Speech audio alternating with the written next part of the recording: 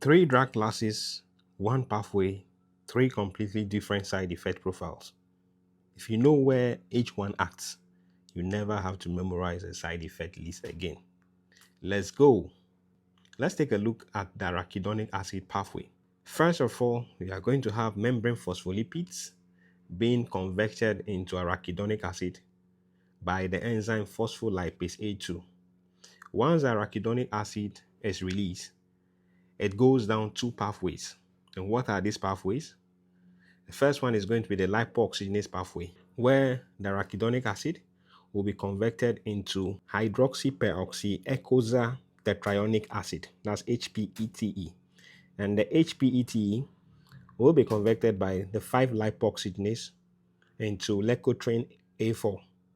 The leukotriene A4 also goes down two pathways, where one pathway will involve enzymes like the 12-lipoxygenase and the 15-lipoxygenase, converting the leukotriene A4 into lipoxins. Then the other pathway, the leukotriene A4, will be converted by hydrolysis into leukotriene B4 and the cysteine leukotrienes, which includes leukotriene C4, D4, E4. On the other side of the chain is going to be the cyclooxygenase pathway, where the arachidonic acid will be converted into prostaglandin G2 by COX-1 and COX-2. The prostaglandin G2 is then converted to prostaglandin H2. Then it goes down three pathways. The first one is prostaglandin H2 is converted into prostaglandin E2 or prostaglandin F2 alpha by the smooth muscles. And they will use the enzyme we call the synthase, so meaning prostaglandin synthase, specifically for which type that is being synthesized.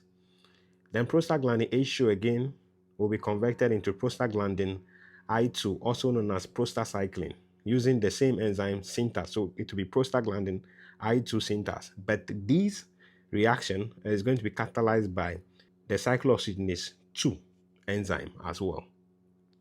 Then finally, you have prostaglandin H2 be converted into thromboxane A2. This conversion is going to be mediated by COX-1, even though thromboxane A2 synthase is going to be in action. It's mainly mediated by COX-1 enzyme. Bear in mind that the prostacyclin, which is prostaglandin I2, is synthesized by what? The endothelium. The synthesis is going to take place in the vascular endothelium, whilst the platelets are the one responsible for secreting thromboxane A2. Now let's move ahead and look at the functions of these substances that have been produced at the end of the arachidonic acid pathway. So lipoxins, what do? They accelerate the resolution of inflammation. They promote macrophage clearance of apoptotic cells. For the leukotriene B4, it's considered a potent neutrophil chemotaxis factor, just like interleukin 8N C5a, which is also an anaphylactoxin. It's also considered a strong neutrophil chemotaxis factor. For the cysteine leukotrienes that include leukotriene C4, D4, and E4, they are going to be responsible for causing bronchoconstriction, vasoconstriction, and at the same time increasing the vascular permeability. This, when increased in asthma, will worsen the progression of the asthma because the bronchi will become more narrowed and that will restrict airflow, worsening or exacerbating the asthma. Prostaglandin E2 is a mediator of pain and inflammation, but again, it protects the gastric mucosa. It protects the mucosa in the gastrointestinal system. It's also responsible for vasodilation. In obstetrics, during labor, its release will ripen the cervix, and for cardiovascular defects like patent datus arteriosus or the DAT-dependent lesions, prostaglandin E2 ensures that the DAT remain patent. So the datus arteriosus will remain patent to improve circulation in that child. And prostaglandin E2 also improves renal blood flow. For prostaglandin F2 alpha, they are responsible for bronchoconstriction. They can cause vasoconstriction. And in obstetrics, they would be responsible for inducing uterine contractions. And again, they are also responsible for decreasing intraocular pressure by promoting uveoscleral outflow. For prostaglandin I2, also known as prostacyclin, they will cause vasodilation, they will inhibit platelet aggregation and smooth muscle proliferation. For thromboxane A2, they promote platelet aggregation, vasoconstriction, and bronchoconstriction. In that limelight, let's compare prostaglandin I2, which is prostacyclin, and thromboxane A2. For thromboxane A2, what does it do? As we already said, it causes vasoconstriction, it promotes platelet aggregation, and by so doing, increases the risk of thrombosis. And it's also produced by the platelets. What of the prostacyclin? Prostacyclin, also known as prostaglandin I2, promotes vasodilation, decreases platelet aggregation and thrombosis, and is produced by the vascular endothelium, meaning that in our circulation, we need to have a balance between thromboxane A2 and prostaglandin I2. If there's a tip of the scale in the favor of one, there could be the resultant effect. For example, if more thromboxane A2 is being produced, there's going to be high rates of thrombosis from increased platelet aggregation. And if the prostaglandin I2 is produced in excess at the expense of thromboxane A2, then there's going to be a decreased platelet aggregation and thrombosis, and that can promote bleeding. Then again, let's compare how the cyclooxygenase 1 relates with cyclooxygenase 2. For cyclooxygenase 1, it is going to be constitutively expressed, but cyclooxygenase 2 is induced by inflammation. COX-1 protects the gastric mucosa via prostaglandin E2 and prostaglandin I2, that's prostacyclin. It also stimulates platelets to produce thromboxane A2 and increase renal blood flow. COX-2, on the other hand, is responsible for pain, fever, and inflammatory prostaglandin secretion. Then finally, COX-1 will be blocked by the non-selective NSAIDs because they are going to block COX-1 and COX-2. Then COX-2 is going to be blocked by both non-selective NSAIDs and selective COX-2 inhibitors like celecoxib. Now let's move back to the drugs. Back to the three drugs. Let's take the first one, that's going to be corticosteroids. Corticosteroids is going to block phospholipase A2. The question is, how do they do that? Corticosteroids bind to the cytoplasmic glucocorticoid receptors.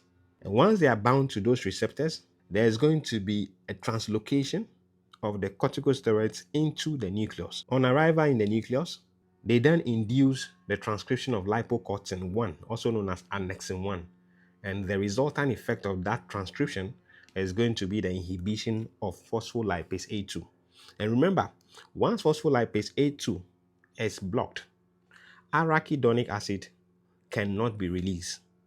And when arachidonic acid is not released, it means both the cyclooxygenase and the lipoxygenase pathways are blocked. They are totally shut off, meaning we are not going to have leukotrienes and prostaglandins being synthesized. So that is exactly what corticosteroids are going to do. And for corticosteroids, for their adverse effects, they can cause osteoporosis, immunosuppression, hyperglycemia because they are counter-insulin regulatory hormone. They will cause osteoporosis because they tend to induce more of the osteoclast. And finally, they can also induce adrenal suppression.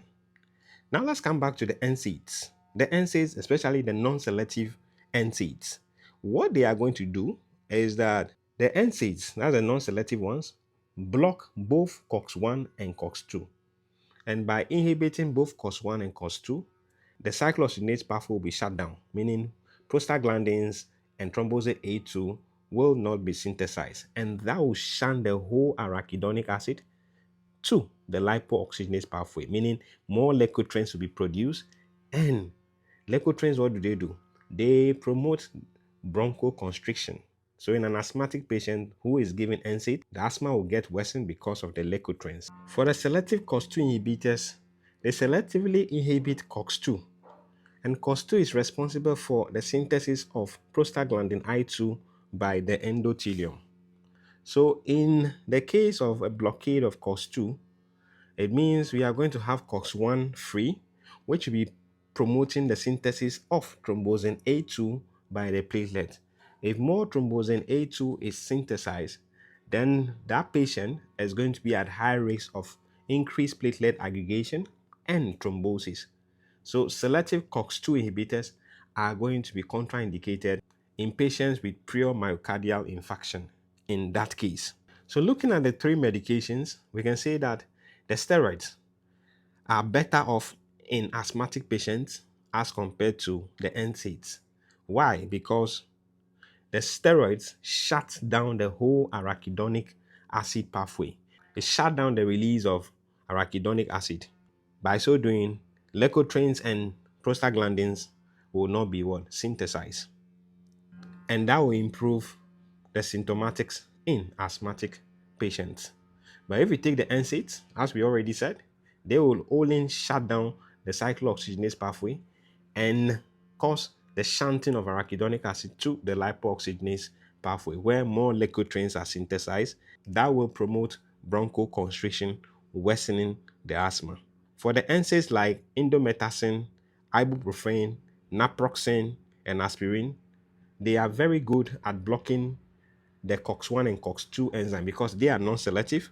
But the adverse effect is that they will be blocking COX-1, which is normally constitutively expressed. Since the NSAIDs are blocking both COX-1 and COX-2, especially COX-1, which is constitutively secreted to protect the gastric mucosa, the gastric mucosa will now become exposed to the gastric acid, which will cause it to erode, leading to gastric ulcers or ulcers within the gastrointestinal tract, and subsequently bleeding. Again, the prostaglandins improve blood flow to the kidneys. So when NSAIDs are blocking the prostaglandin synthesis, the renal arteries will become constricted, and that will decrease blood flow to the kidneys. Another thing you have to know about an NSAID known as aspirin is that aspirin irreversibly blocks COX-1 and COX-2. And when it does that for the half-life of the platelet, which is usually 7 to 10 days. So aspirin dose effect can last for 7 to 10 days, which will be the half-life of the platelet. But for the other NSAIDs, their mechanism of action is to reversibly block COX-1 and COX-2, meaning their effects do not last for long. It usually lasts for hours. For the selective COX-2 inhibitors, an example will be celecoxib, which only blocks COX-2, sparing the COX-1. And with that, you have COX-1 still producing what prostaglandins, which would protect the gastric mucosa. But for selective COX-2, as we already said, it promotes thrombosis, as it stimulates the platelets to produce thromboxane A2. Before we end, I have 2 questions to throw at you quickly. You have 3 seconds to answer it, after which I'll give the answers. Then we can bring this session to an end. The first question is, you have a peptic ulcer disease patient requiring an NSAID because they have rheumatoid arthritis. What will be the best NSAID for them? So for this patient, celecoxib, which is a selective COX-2 inhibitor, will be appropriate for them because it spares COX-1, which then is constitutively expressed to promote the production of prostaglandins, which protects the gastrointestinal mucosa. The final question is, you have an asthmatic patient who developed bronchospasm after ingesting aspirin. What accounts for the bronchospasm? For the questions, you can leave your answers in the commentary section. What accounts for the bronchospasm has to do with the aspirin? Remember, aspirin irreversibly inhibits both COX-1 and COX-2. And when it does that, it blocks the cyclooxygenase pathway completely, shuts it down completely, and promote the shunting of arachidonic acid into the lipoxygenase pathway, which will result in the production of excess leukotrienes, especially the cystinoid leukotrienes, which promotes bronchoconstriction, and that will be the bronchospasm. That is why aspirin in an asthmatic patient would promote bronchospasms. So in summary, we will say that steroids block phospholipase A2, by so doing, shutting down everything, shut down the release of arachidonic acid, and that will result in a shutdown of the production of both prostaglandins and leukotrienes. The non-selective NSAIDs, what do? They block both COX-1 and COX-2. Highly effective, but again, remember the adverse effect of causing gastrointestinal ulcers and bleeding. They will reduce blood flow to the kidney, meaning there will be renal hypoperfusion. For the selective COX-2 inhibitors, they only block COX-2, and by so doing, they spare the COX-1, which will still be protecting the gastrointestinal mucosa barrier. But again, selective COX-2, as it blocks COX-2, sparing COX-1 will promote the synthesis of thromboxane A2 by the platelet, which would also accelerate platelet aggregation and promote thrombosis. In that regard, one pathway, 3 points of attack. Now you can derive the side effects instead of memorizing them. That right there is another Del USMLE concept. See you in the next one. Bye-bye.